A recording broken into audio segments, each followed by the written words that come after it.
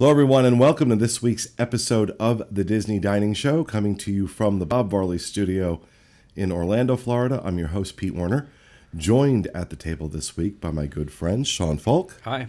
Denny Sunderly. Hi there. And back in the production nook on the switch, Mr. Corey Fiascanaro. Jumbo. And welcome, folks. Hope your week is going well. Couple things in housekeeping. Just want to remind you that this show, along with all of the shows we produce here on the DIS, are brought to you by DreamsUnlimitedTravel.com. Dreams Unlimited Travel is a travel agency that I started back in 1999 along with my business partners, John Magi and Donna Lefevre. That was designed to specifically help Disney fans plan their vacation. So we have these amazing agents, these experts at Disney vacations that will help you plan every aspect of your trip. So head over to DreamsUnlimitedTravel.com and check that out. They'll help you, especially with dining. Sean's big on that. All the agents are helping you navigate what some of the best choices are for dining at Walt Disney World. And also to remind everybody that we maintain this fantastic menu database over on the DIS, wdwinfo.com. And we have the menus from virtually every restaurant and quick service location at Walt Disney World in our database, updated all the time, so you can find pricing and menu descriptions and all of that. There's a certain type of dish you're looking for. You can search on that, search for certain types of restaurants. You just want to see Italian, you just want to see American, you want to see things like that. All available to search from our menu database on the DIS. And there'll be links to that right below this video on YouTube and also on our show notes page, disunplugged.com. So, all right. So we are doing. We've been putting up polls both on Facebook and on disboards.com, asking you to tell us what your favorite restaurants are at various places around Walt Disney World. We've done Epcot last week. It's going to be Animal Kingdom this week, and this is a little bit more manageable than Epcot because there's only a handful of restaurants, table service restaurants, at Animal Kingdom. So let's start with what was rated the worst, and not hard to imagine that Pizzafari got a total of 2 votes. So it kind of gives you an idea that, and for good reason, Pizzafari. I really want to talk to the 2 people who thought this was the best place to eat. This was kind of like a weird include to include this. Because it's not a table service restaurant, technically. But when I was going through Disney's actual website, it included as quick service and table service, so I opted to include it. Because there is an option for that There's at a dinner. Yeah. There's a table service dinner option there, yep. And they've done a chicken parm recently, like a marinara dish that I've heard good things about. I've not eaten it myself because when I'm in Animal Kingdom, Pizzafari is not the place I gravitate to. Yeah. Yeah, I mean, I guess maybe it's because it's a really safe bet. And, I mean, typically I'll go for that safe bet, but this is even not my thing either. I'm not big on Pizzafari, so I still recommend going anywhere else. I think it's in a good position and being in last. So. Well, I mean, last time I ate there was one of the DVC Moonlight Magic events. Yeah. And it was free. And it was still terrible. Yes. It was still a ripoff. It was. But it was being given out for free. For Pizzafari, I kind of compare it to like cafeteria style pizza, and it's more of a quick service than it is a table service. And with that being said, the quick service at Animal Kingdom is great. So I mean, I would even put it in that tier, and which it is. It just has that one option. And I mean, even amongst the quick service options, I think it's still at the bottom. No. Amen. So that was number 5. Number 4, with 6 votes, Rainforest Cafe. I disagree. He does love some Rainforest Cafe. Yeah, It's not even the best Landry's restaurant in Animal Kingdom. Yeah, that's true. Like, yeah, I mean, I prefer Yak Yeti, and I mean, I'm kind of half joking on this, but I will say In the past year, I've branched out quite a bit in choosing different restaurants than my normal staples.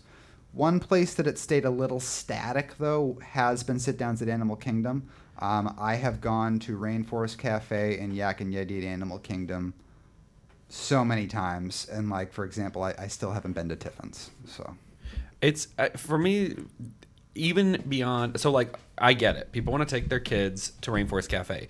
I used to work at Rainforest Cafe. I was one of the servers there. So, like, it's not like I'm saying the restaurant's a horrible place to be or anything like that. It's great for people to take their children.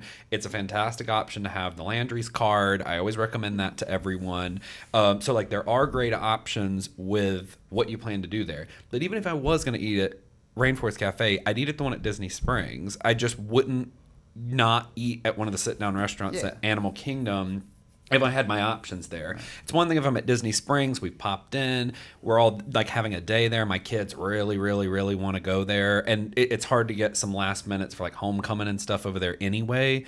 And it's an easy reservation to get. But definitely if I'm having a day at Animal Kingdom Park, never. I would save it for my Disney Springs day if it's a must do for you. In its defense, when you're going to Animal Kingdom, Yak and Yeti actually does... You can usually find it, but it books out actually kind of rather fast. And I've never been really drawn to the menu at TIFFINS.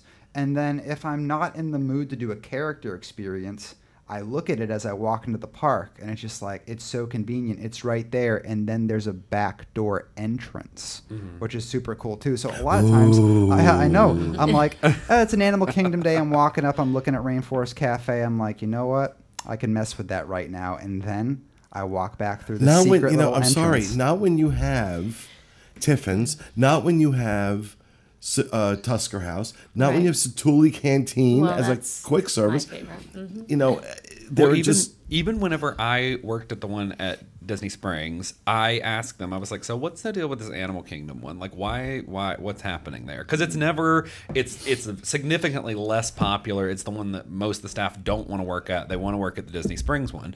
And I'm like, so what's the deal with it? And they're like, well, it's so great because you don't have to have a park ticket to go in because half of it's outside. And I'm like, who is going to drive to the Animal Kingdom parking lot to go into Rainforest Cafe? Like, that doesn't make any sense. They might as well just put the whole thing inside. I mean, please, like, let me know if anyone has ever just showed up and like walked in to not have to also have a ticket into Animal Kingdom or something. Because you could go to the one at Disney Springs, and what you were saying with Yak and Yeti, it is much harder to get a reservation at Yak and Yeti.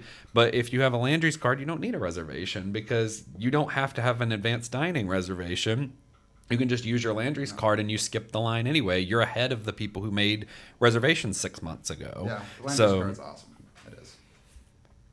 Well, you know me. I'm not a fan. I'm not a fan of Landry's restaurants in general. I'm not. But, you know, what's funny is that we were out in Disneyland Paris back in October, Sean and I, and we were having a hard time finding good food. Yeah. In the park or out. We were having a hard time finding good food. So we ended up in a Rainforest Cafe for lunch one day. And I gotta be honest, it was fantastic. Well, I was Googling, I was like looking up what are the best restaurants out there. It's called Disney Village, is their Disney Springs.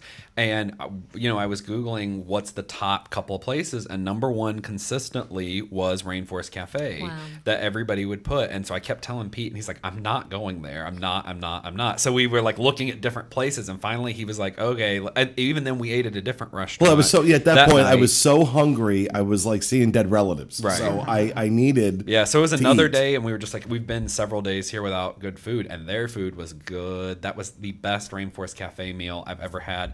Also, for Pete to not like it, that's also the first place we ate at Tokyo Disney as well. That's right. So when we arrived, we also ate at that one. So it was the only thing open. It was the only thing open. So I've tried a lot. We've literally been around the world with Rainforest Cafe. So yeah. So now, that was the absolute bottom two. Yeah. Now it gets a little more interesting. Third on the list, TIFFINS. 69 votes for TIFFINS. And I think TIFFINS is a great restaurant, certainly better than Yak and Yeti, although you don't agree. That I thought TIFFINS was an amazing addition to Animal Kingdom. Haven't been there a little bit. I know there's been some back and forth. It's been kind of inconsistent lately. But, you know, I'm including Nomad Lounge in with this, which also has some really great, you know, tapas options and drinks and stuff like that. So overall, this TIFFINS is the restaurant that consistently I get as far as the people who took the chance to go do it, that I get the most negative feedback about, because it does cost 2 table service credits. I highly advise people when I'm talking to them to not use 2 of their table service credits here, but they go ahead and do it anyway.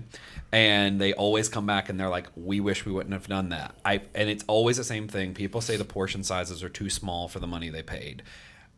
That's how people feel about it. That's the feedback I always get from people, is the food was very good, but there wasn't enough of it. I left hungry. So... Wow, no, I haven't been yet. But I want to. But here's the deal: when I look at all my options, it just seems like, well, I know I'm gonna love Yak and Yeti. I know I'm gonna love. Right now, my go-to in Animal Kingdom is Satule Canteen. Oh yeah, like hands down. Yeah. But when gauging TIFFINS against other things that I know are winner chicken dinner, and maybe this one won't be, I steer toward that direction. It's hard to risk signature dining whenever you don't know, when it is something that's inconsistent, because the signature dining restaurants are supposed to be the top restaurants, and they're supposed to be hit it right every single time. And when you're spending that much money per person, it's got to be right every time. And TIFFINS is one that I tell people, usually if they say we want a special dinner or we want a 2 table service credit, it's one that's not even in my brain at all to recommend to people. So because I don't think it has as high marks as a lot of other 2 table service restaurants. Yeah, and I'm in the same boat as Denny. I look at the menu and I see it and I'm like, you know what? The pastelae at Rainforest Cafe is $25. I'm on my way over right now. Yeah. Okay. Second on the list, Yak and Yeti. Why? I think it's terrible. I've never had a good meal there. Never once have I gone in there and said, wow, this is good. I go, this is disgusting, and it's overpriced, and what the hell are people talking about? So when I think Yak and Yeti, and I'm not See, when I think Yak and Yeti, I think yak. Yeah. Well, I look at it and I think of like a Cheesecake Factory menu. You go to the Cheesecake Factory and it's like, you're going to make everybody here happy. I'd be okay with that if it was as good as Cheesecake Factory, but it's not. I don't think it's as good as Cheesecake Factory either. However, and I went there a number of times ordering some of the Chinese food, Asian-inspired dishes, and I was like, yeah, this is just okay. This is fine. Haley loves it. But it wasn't until I landed on some of the options like their chicken tikka masala that I was like, oh boy, this is a winner. I can't wait to come back. And it is a rather large menu with a ton of things to choose from. It's kind of a difficult choice to make, I found, most times dining there. But I think it's just about finding that right menu item for you. Our family loves Yak and Yeti. We've never had a bad meal there. So I'm the complete opposite of your experience. We've even just gone by for dessert. So the fried cream cheese wontons, amazing. Amazingly good. And I love being a little bit of just a Disney history nerd or geek. I like knowing the backstories to everything, and there's such an intricate backstory to Yak and Yeti. It's ridiculous, and you can find that on the web really easily if you want to know what it is. Well, I'm just sad they didn't put as much effort into their menu as they did their backstory. Yeah, well, we love it. Well, so. I like Yak and Yeti. I've always consistently liked my meals there. It's never been like a must-do for me, but I do like it. I think the issue that Animal Kingdom Park as a whole runs into is the same thing we talked about last week with Epcot in the Morocco Pavilion. It's not everyone's kind of food in general. So even like wonderful restaurants like Tusker House or TIFFINS or whatever, and then like Pizzafari is not very great. And, you know, so people who are looking for a tiny step into the Asian inspired meals or whatever can get that here without having to leap as far as restaurants like Boma over at the Animal Kingdom Lodge and stuff, or even Tusker House, because it's just too big of a jump for them that like my kids aren't going to like that or whatever. Like I want to take my kids somewhere that they're going to like their meal, and it's just a really consistent place for that. Well, topping the list, no surprise here, although I'm surprised how close it was with Yak and Yeti. But Tusker House at number 1, that took 90 votes versus 82 for Yak and Yeti. This, I fully get on board. I think it's the best character meal on property. Yep.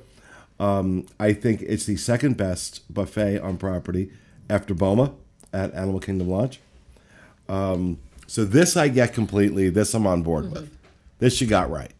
This you got right. This is an amazing, just an amazing buffet. If you are wanting a little something that might be different than what you're used to, because there are African flavors and spices that are featured on the buffet.